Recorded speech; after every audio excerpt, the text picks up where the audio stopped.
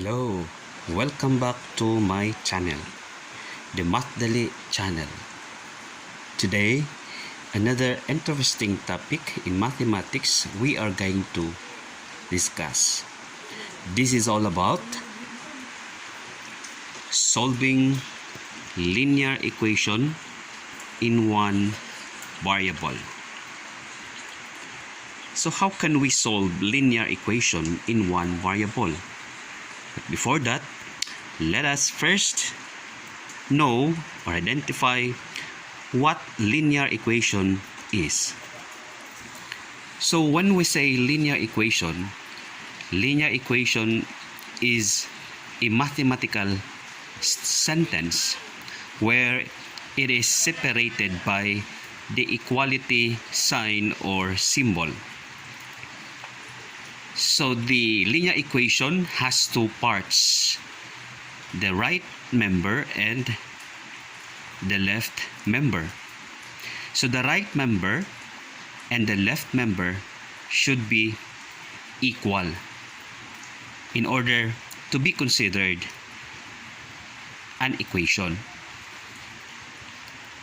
So how can we find the solution, or how can we solve linear equation? So first thing that we're going to do is we are going to identify the value of the given variable in the given linear equation. For example number 1.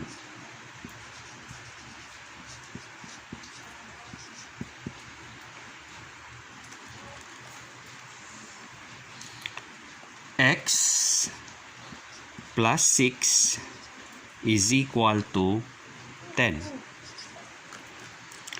So in this example, we have x here as our variable.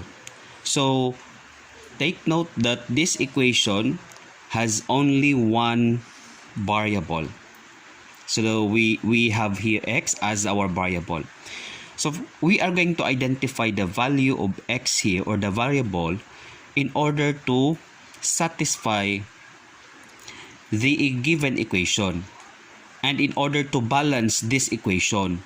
In short, the left member should be equal to the right member as stated in our example, or in this example. So how? The question is how? How can we find the value of x, or the variable here? So we are going to use different properties in addition, properties in multiplication, and as well as in division, with subtraction also, in order to find the value of x here. Okay, so we know that the operation between x and 6 here is addition. So how can we eliminate 6 here? So to eliminate 6 here, we are going to add its additive inverse. So the additive inverse of positive 6 is negative 6. So we're going to add its additive inverse in order to make positive 6 0. So we have here now x plus 6 minus 6 equals.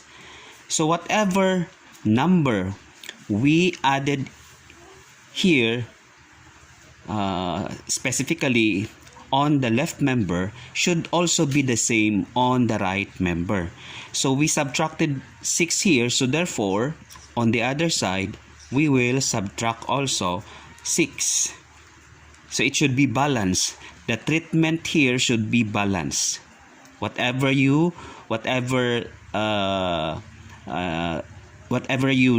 did in this part, you will also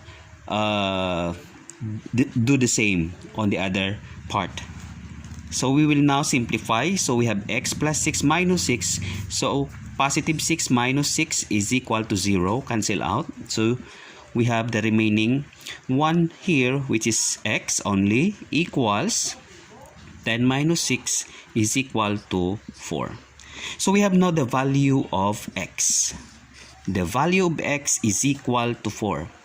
let's see if the value we find here can satisfy with the given equation. So what we're going to do in order to test whether it is whether it satisfies or satisfy or not, so we're going to check our work. So to check, we will use the original equation x plus 6 is equal to 10. X now plus 6, or we will now substitute our x with the given value, which is 4 plus 6 is equal to 10. So 4 plus 6 is equal to 10. 10 is equal to 10. So it is correct. It is checked. Therefore, the value that we find here for x, which is 4, can satisfy with our equation. So therefore, our equation is a linear equation.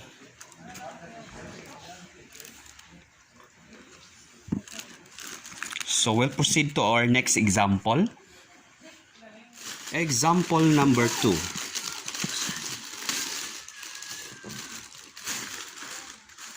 X minus 4 equals 11. Okay. So since it is subtraction, so again, we're going to add property, the inverse property. So we have x minus 4 plus 4 equals 11 plus 4. So cancel out. So we have here x equals 11 plus 4 equals 15. So we have now the value for x. X is equal to 15. Let us check if it is correct, if it satisfies our equation. So we have the original equation, x minus 4 equals 11. Substituting now your x with 15. So 15 minus 4 equals 11. So 15 minus 4 is 11 equals 11. So it is check.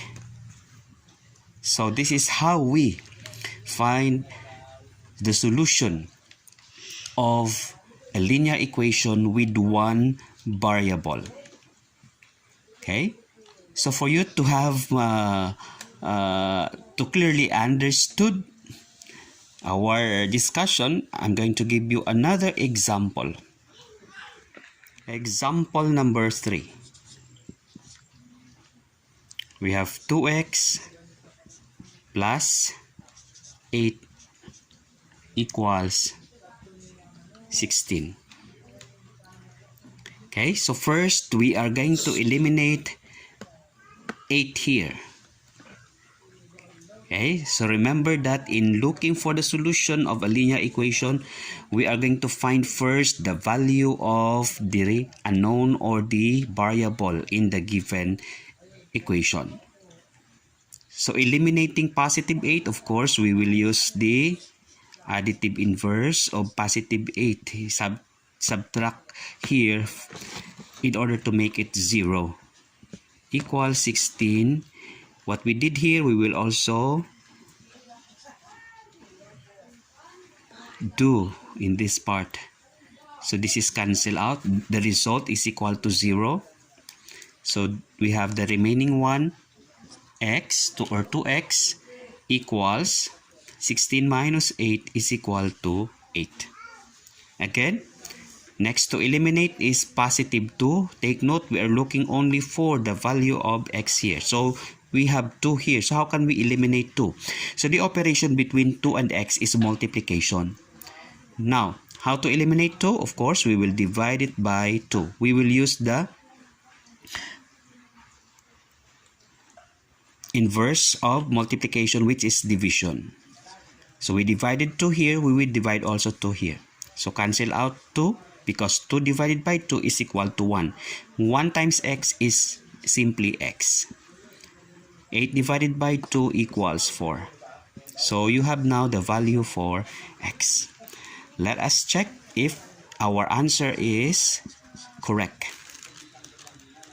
So first copy, don't forget to copy the original equation in checking. Then after this, substitute the given value or the value that we found in our solution. So we have 2x or 2 times. Take note that if two terms are or don't have any sign, positive, negative, understood that the operation is multiplication. Times, we have 4, the given value or the value we found, plus 8 equals 16. So 2 times 4 is equal to 8, plus 8 equals 16. So 8 plus 8 is equal to 16 equals 16. So balance. It is balanced. Therefore, x, which is equal to 4, satisfied with our equation 2x plus 8 equals 16. So that's it. So I hope you guys learned about how to find the solution or how to solve linear equation with one variable. So last example I'm going to give to you is example number 4. Example number 4. 3x minus 1 equals 14. So first to eliminate is negative 1. So of course we will use its or add its additive inverse. So we're going to add plus 1, 14 plus 1. Take note a while ago that whatever you do in this or whatever you did in this part, you should also do the same on the other part. It should be balanced. So this is cancelled out. The result is equal to 0. So we have the remaining one, 3x equals 14 plus 1 is equal to 15. Eliminating 3 from 3x, since it is multiplication, so we will divide this by 3, divide also by 3, cancel out 3, the result is equal to 1, so the remaining is equal to x equals 15 divided by 3 is equal to 5. So we have now the value for x. Let us see if x satisfies our equation. So we have now the checking. So again, in checking, we will use or apply the original equation. So we have now 3 times the value given, 5 minus 1 is equal to 14. So 3 times 5 is equal to 15 minus 1 equals 14. So 14 is equal to 14. So it is checked. So I hope you guys now fully understood what we had discussed about finding the solution or finding the answer in a linear equation with one variable.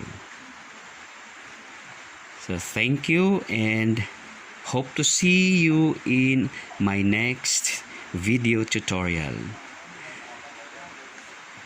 Thank you and God bless everyone.